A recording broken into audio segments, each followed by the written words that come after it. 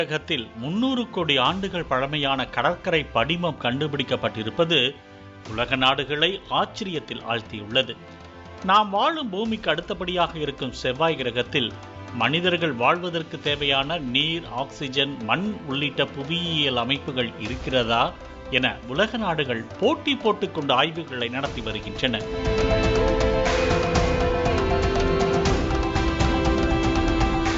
அதன்படி கடந்த 2018ஆம் ஆண்டு அமெரிக்காவின் விண்வெளி நிறுவனமான நாசா கியூரியாசிட்டி என்ற விண்கலத்தின் மூலம் செவ்வாய் கிரகத்தில் ஆய்வுகளை மேற்கொண்டது.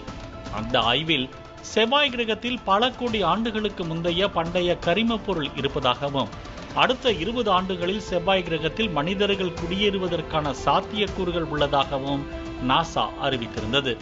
இதனைத் தொடர்ந்து ஐரோப்பிய விண்வெளி நிறுவனம் மேற்கொண்ட ஆய்வில் செவ்வாய் கிரகத்தில் தண்ணீர் இருப்பதை உறுதி செய்தது.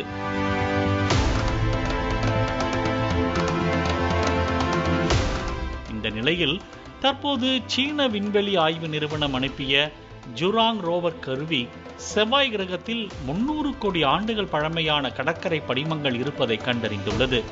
இதன் மூலம் செவ்வாய் கிரகத்தில் தண்ணீர் இருப்பது மேலும் உறுதி செய்வதாக அமைந்துள்ளது.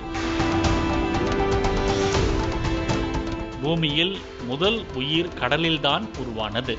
எனவே செவ்வாய் கிரகத்தில் கடற்கரை படிமங்கள் இருப்பதால் அங்கும் உயிர்கள் இருந்திருப்பதற்கான சான்றுகள் இருக்கக்கூடும் என ஆய்வாளர்கள் கருதி வருகின்றனர்.